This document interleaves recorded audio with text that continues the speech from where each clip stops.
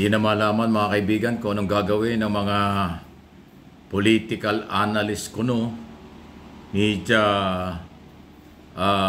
PR man or public relation group at yung mga Duterte supporters.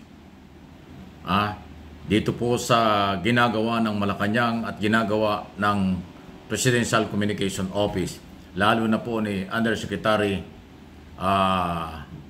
Claire Castro, na sinasabi ko lagi na 3-in-1. Parang copy, 3-in-1. Broadcaster, lawyer, at vlogger. Alam niyo bakit? Kasi nagagawa pa rin at may oras si Undersecretary Castro na makapag-vlog doon sa kanyang channel. Kahit na siya yung nagsasalita at sumasagot sa mga batikos ng kung sino man dyan laban sa Pangulo, dahil siya nga ay tinilaga ng ating Pangulong Marcos, kung hindi man presidential spokesman, pero parang higit pa sa pagiging presidential spokesman ng kanyang ginagawa. Doon pa lang sa kanyang trabaho sa Malacanang, hirap nang sagutin ng mga followers ng mga Duterte. Pero active pa rin siya doon sa kanyang social media, kaya tuloy pati yung mga vlogger na wala rin sa hulog at wala sa lugar ang mga ginagawa, nasasagot ni Yosek Castro. At para po sa akin, tama lang yun. Nagagampanan ni Yosek ang kanyang responsibilidad bilang government official at kanyang nagagawa rin ang kanyang pagbablog kung saan doon naman siya naunang nag-umpisa. Bago sa Malacanang. Bago pa lang yung Malacanang, yung pagiging vlogger niya, matagal na yan . At siyempre, abogada. Kasi yung ibang pikon na pikon at inggit na inggit. Alam mo yung pagka-inggit sa pikon, magkapit-bahay yan. Di ba, attorney? Di ba, Yosek Castro? Yung pikon at saka inggit, magkapit-bahay, hindi talaga nakakasundo yan. Pag pikon ka sa kapit-bahay mo, dahil may kahalong inggit, talaga hindi kayo makakasundo. Ayun ho yung hawak-hawak ngayon ng mga anti-Marcos. Inggit at pikon sila. Kaya nagkukunwari mga political analysts, one-sided ang dating. Nagkukunwari na sila ay PR practitioner or mga kakamping di umano'y issue lang ang kanilang tinatalakay, lumulutang pa rin ang kanilang pagkainggit at pagkapikon. Dahil sila ay galing sa gobyerno o kakampi dati ng gobyerno, ay sila humiwalay dahil hindi nila nakukuha ang gusto nila. Pangalawa, wala silang respeto doon sa ginawa ng taong bayang inihalal bilang Pangulo ng Bansa mula noong 2022 hanggang 2028 si Pangulong Marcos. Ngayon nagmamadali sila. Isipin mo si Yosek Castro, babae yun abogada. Walang karespeto yung ibang mga vlogger kung tirahin personal. Diba? Alam mo ang lalaking bumabatikos sa babae, birdi ang dugo niyan. Birdi ang dugo, hindi pula. Kung anong ibig sabihin yan, bahala na kayo. Basta ako yun ang aking paniniwala.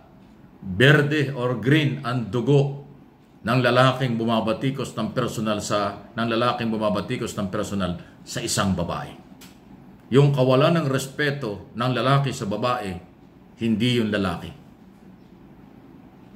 Ang lalaking walang respeto sa kababaihan sa maraming aspeto o kung ano man, walang kakwenta-kwentang lalaki yun. Kaya may pagka-berde ang dugo, hindi pula. Sino yon? Bahala na kayo kung sino. O kaya yung mga vlogger, troll, at mga abogado na anti-Marcos, hindi matanggap na si Marcos ang presidente until now. O baka kayo yun, berde ang dugo nyo. Kasi ayaw yung respeto yung isang undersecretary, isang abogada, broadcaster at vlogger na nagsasabi ng katotohanan at nagbibigay ng kanyang mga opinyon sa mga nangyayari sa ating lipunan. Meron pa kang nagsabi na butangera. Ano ba yung butangera? Sa sasalin Tagalog, pag sinabing butangera, para bang putak ng putak, salita ng salita. Or butangera, parang walang kontrol. Aba, ayun ang trabaho ni Yosek . Alam ka naman, kinuha siya ng Pangulo. Tapos tatangulan siya ng tatango, hindi siya magsasalita. Hindi yun ang trabaho niya. Ang trabaho talaga niya magsalita. I-depensa ang Pangulo. Labanan ng fake news. Itama ang balita. Para magawa yun, magsalita ka na magsalita. Tapos sasabihin ng mga anti-Marcos botangera, personal, mababaw na level, mababaw, walang argumento, personal lang ginagawa. Doon naman kayo magaling eh.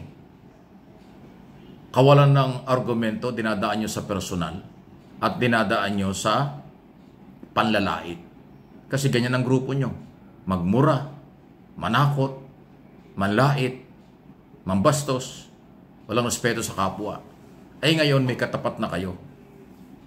Dapat nga gawin ng Pangulong Marcos dagdagan pa ng kapangyarihan si Castro Kasi tama yung kanyang ginagawa Hindi tayo magtataka, baka sa darating na mga araw mas magandang posisyon pa ang ibibigay dyan, baka dagdagan pa yung kanyang authority, kanyang kapangyarihan, ang kanyang ginagawa, kasi tama Kaya nga po, sa aking personal na analysis at opinion, pinipersonal siya ngayon ng mga anti-Marcos kasi wala ng argumento silang mailaban, maiisangga, or katwiran.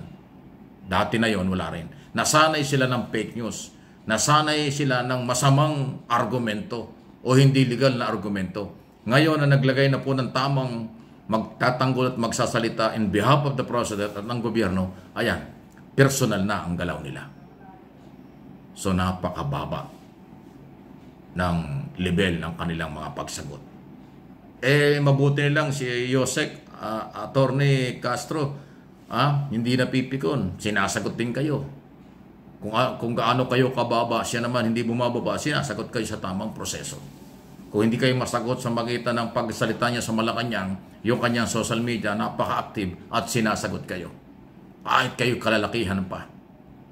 Pag pinersonal niyo sila, ay sasagot siya sa tamang proseso at pagpapahayag ng maayos sa lipunan. Yun ang kailangan natin. Ako naman, nagsusubaybay ang aking mga channel, nakasubaybay lang. Dahil tayo laging volunteer lang. Volunteer akong tumutulong sa gobyerno ni Pangulong Marcos kasi Pilipino ako. Volunteer akong tumulong sa kanya from day one, before election, during election, kasi ako'y naniniwala sa kanya at Pilipino tayo. Lalo na ngayon, siya na yung Pangulo. Respeto ang kailangan. Pag ang isang tao ay walang respeto sa gobyerno, walang respeto sa kapwa, walang pag-unlad yan. Stress yan. Depression ang aabutin nyo.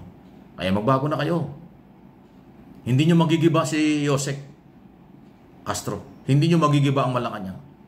Siya itatayo at magsasalita sa Malacanang Palace at sa kanyang social media para kayo sagutin at itama sa publiko ang tamang impormasyon.